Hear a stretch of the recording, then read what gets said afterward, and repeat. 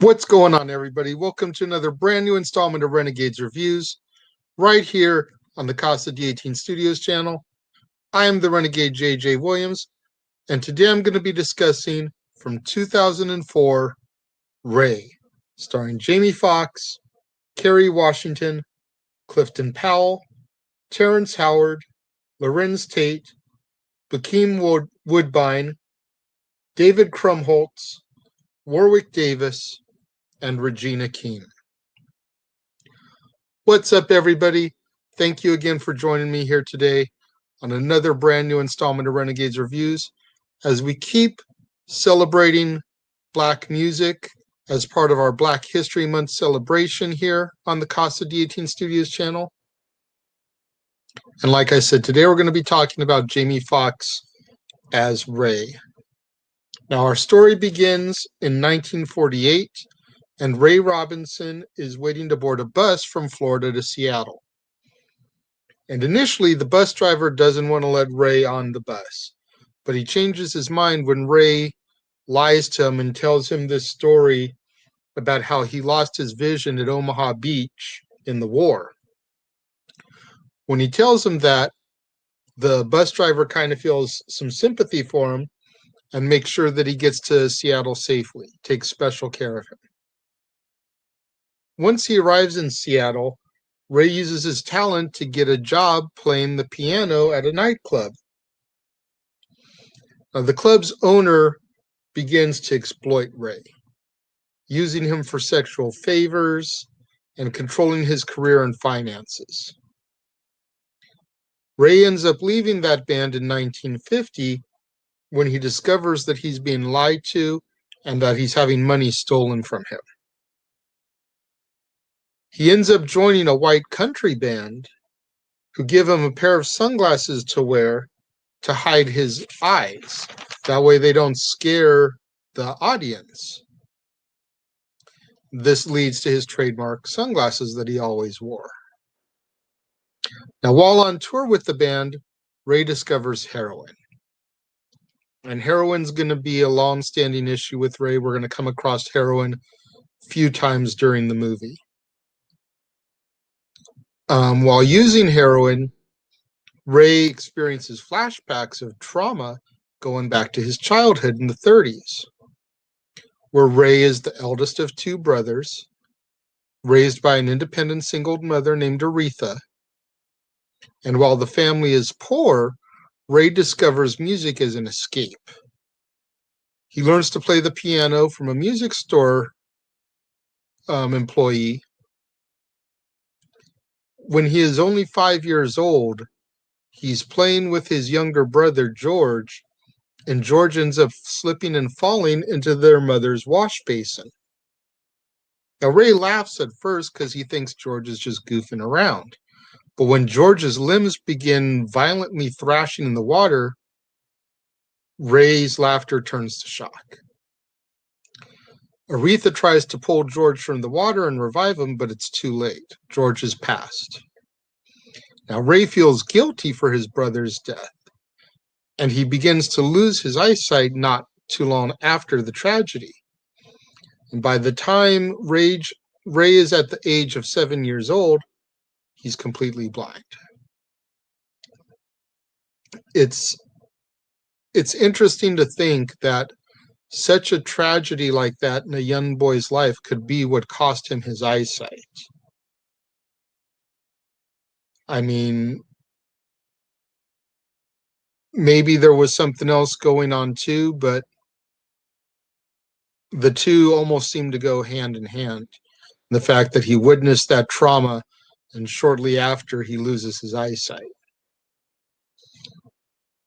Now, Aretha begins to teach Ray how to be independent, as she never wants to see him turn into a cripple, who can't do anything for himself. Eventually, Ray gets sent off by Aretha to a special school for the deaf and the blind. And Aretha is visibly crying as her only son left leaves her to go to the special school.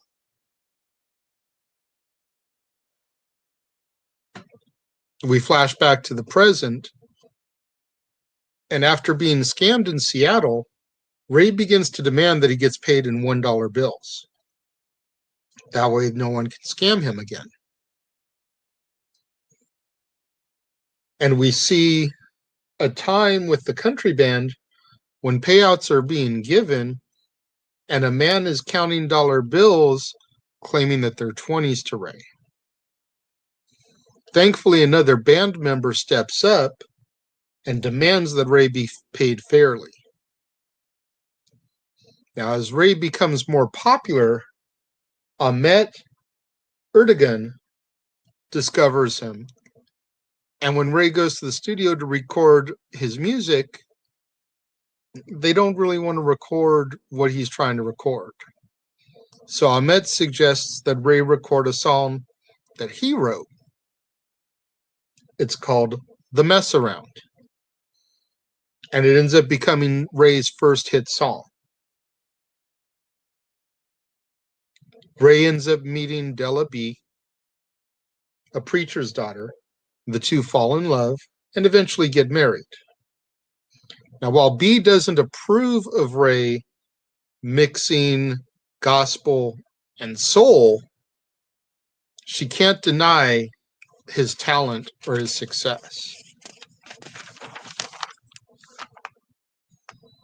When Ray returns to the road, he meets Marianne Fisher, a singer who teams up with Ray.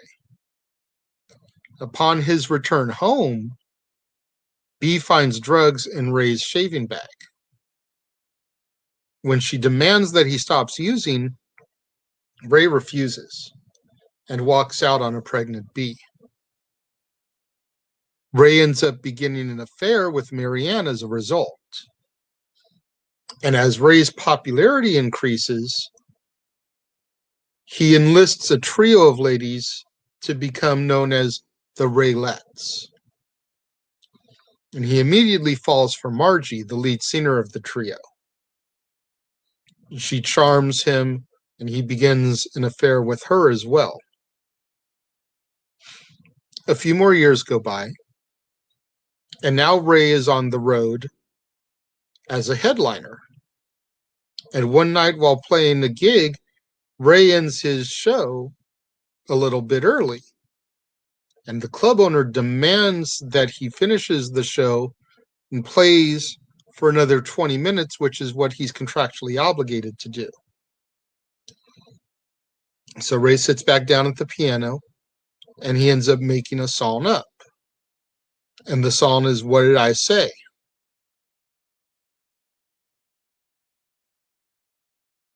Performs it, another major hit. Records it for the record company, and it's a long song because it had to fill a 20-minute space. So the record company doesn't want to release it as a single until they decide to chop it up and put half of it on side A and the other half on side B. Now, as the 60s progress, Ray is becoming more and more popular, and he's offered a better contract to switch record labels. I want to say it was to ABC Records, if I remember correctly. But Ray is loyal to Atlantic Records, the label that signed him and that he's been with since the beginning. So he gives them a chance to match the offer. When they're not able to, Ray leaves the label to join the other record company amicably, because they've grown to be family, and you can't be mad at your family's success. When Ray goes to Augusta, Georgia to play a concert and encounters civil rights protests, Ray refuses to perform as long as the crowd is segregated. The promoters want the African Americans to sit up in the balcony while all the white people sit down on the floor. And Ray has no part of that. As a result of his stance on the protest, Ray ends up being banned from Georgia for life. Another 2 years pass, and now Ray wants to experiment a little bit more with new styles, new sounds. He wants to start incorporating classical and country into his music, which ends up producing some of his biggest hits, including Georgia on My Mind. Margie tells Ray that this is going to be his downfall, messing with his formula too much. Ray also records I Can't Stop Loving You, which earns Ray a standing ovation at one of his shows. One evening, while he's asleep in his hotel, Ray's sleep is interrupted by the police acting on an anonymous tip. They bust in and arrest him. And even though they find Ray in possession of more heroin, Ray's able to get the charges dropped because they never had a search warrant.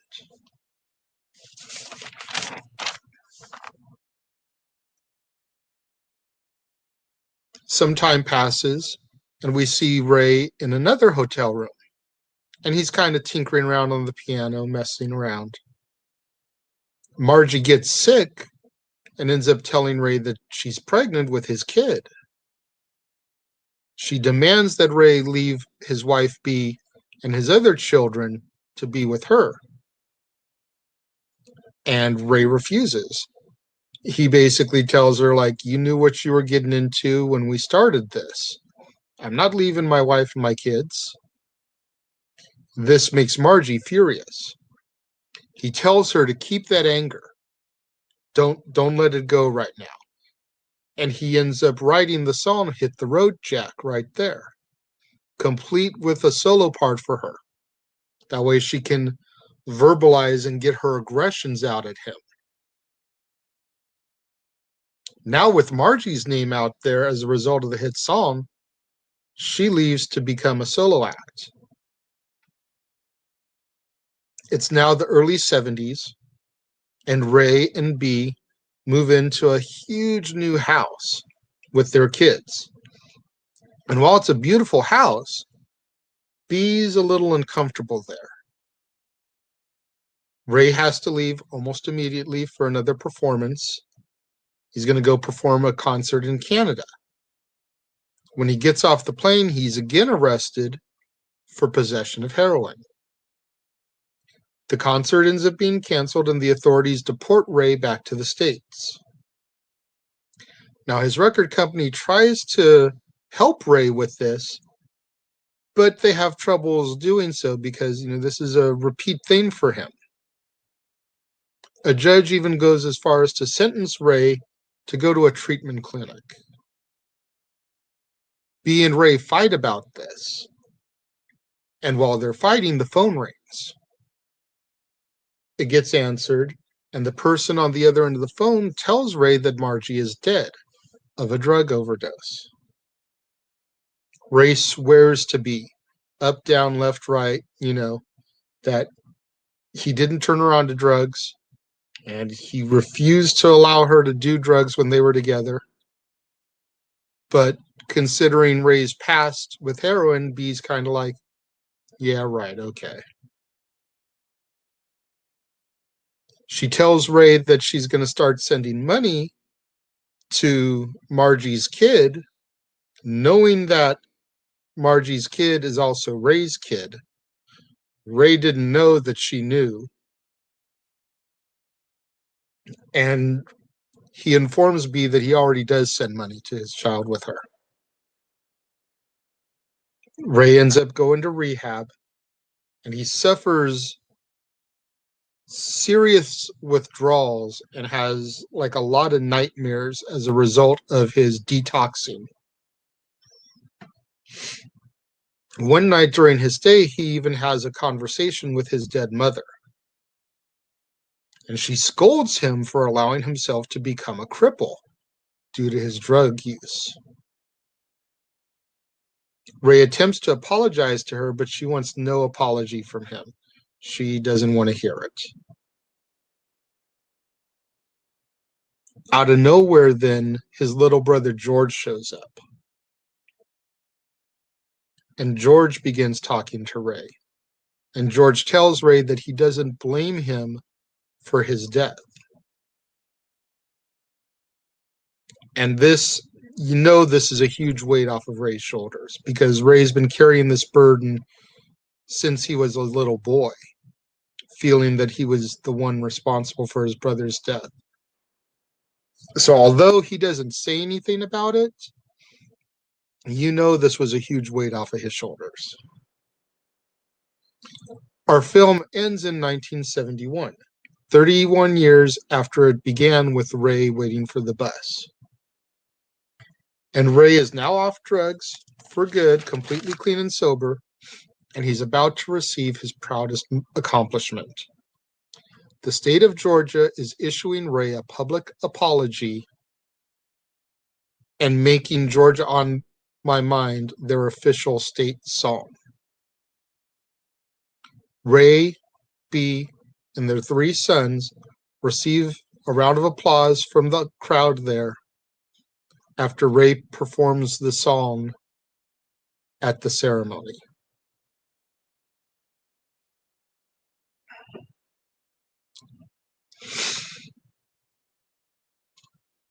This might be a little controversial, what I'm about to say, because I know a lot of people love this movie. I would say for about the first half hour or so, I was bored. I'm all down for a slow-moving story, for a story that builds, for a story with some exposition. And biopics are usually all about that type of stuff. But I'd say for about the first half hour, I was bored. It wasn't until it got to the parts where he was creating the songs that he's best known for where my interest started to get piqued a little bit more. This is now at least the second time that I've watched the film as well. And both times I'm just, okay. I don't know if it's because I didn't grow up a huge fan of Ray Charles. I mean, I'm not going to deny his genius or his talent by any means. And he does have a few songs that I like. Songs like What I'd Say, Hit the Road Jack. His version of America the Beautiful is just gorgeous. So he does have some songs that I like, but I was never, it's not one of the things that I really listened to growing up or even today. And that may be part of it. The other part of it may be that Jamie Foxx's performance, and I'm not trying to knock Jamie, but Ray came out at a time when Jamie was best known for slapsticky comedy movies. And that's not to say that he can't be a departure every now and again and do something more serious. But when you're strictly known for slapsticky comedies, and then all of a sudden, boom, you do something like this, and you get Oscar nominated, and I believe he even won the Oscar for this. It's like, wait, what? Okay.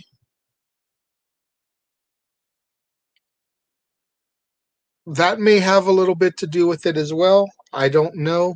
I mean, it's definitely not a bad movie, but like I said, the first couple hour, or not the couple hours, but the first maybe half hour of it, I was kind of bored. Couple of notes that I did pick up on when I was doing my research for this. Ray Charles was actually given a Braille copy of the script to kind of examine and read over to know what they were going to do with his story. And he only objected to 2 scenes in the film, or in the original screenplay. One showed him grudgingly taking up the piano, almost like he didn't want to. And one implied that he taught Margie how to shoot up heroin. Neither of those scenes are obviously in the movie. They were stricken from the final product. But those were the only 2 things that were in the original screenplay that he objected to. Everything else that you see in the movie was approved by him. Second note I picked up was that he was supposed to attend the premiere of the film, but he passed away due to liver disease in June of 2004, 4 months before the film's release in October. That is a shame that he did not live long enough to actually see his life story make it to theaters. I'm going to give Ray 2.5 out of 5 stars. Again, if it wasn't for the first half hour or so where I was just bored at the story, it would probably be 3.5 out of 5. But there was just so much in the beginning that didn't hook me and reel me in. And traditionally, I'm a guy that if you can't hook me in the first half hour, I turn the movie off. Obviously, I can't do that in these situations when I'm trying to rate the movie and do a review for you folks. But if it hadn't been for the movie review, I probably would have cut it off before it really started to get rolling. I fully expect comments in the comment box below telling me how I'm crazy. Your opinions, as always, I welcome them. Let me know what I may have missed that I should go and try to rewatch this movie for and maybe change my perspective on it. Let's not forget to get out there, folks. Get those hashtags trending on social media. Hashtag Casa D18 Studios, hashtag Renegades Reviews, hashtag Renegade Returns, and of course, the ever popular hashtag Shenanigans. We interrupt this episode of Renegades Reviews for an important announcement about merchandising.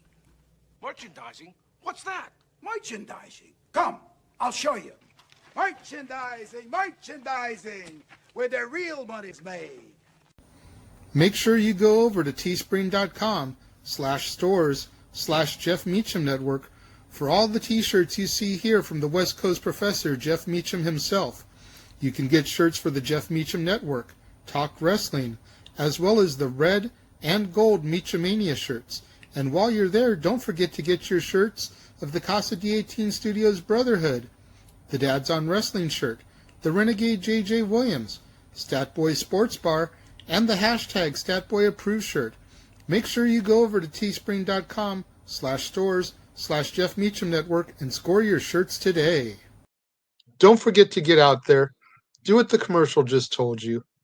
Go to teespring.com/stores/Jeff Meacham Network.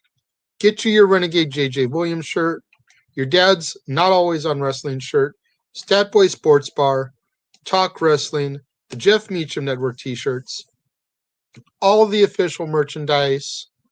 Support us. We appreciate it. Make sure you tune in tomorrow when we're going to experience the strength of street knowledge and discuss Straight Outta Compton, the story of the world's most dangerous rap group, NWA. You definitely are going to want to be here for that one. Thank you for joining me as always, right here today on a brand new Renegades Reviews, exclusively on the Casa D18 Studios channel. I am the Renegade JJ Williams. Thank you for watching, and I will see you guys next time.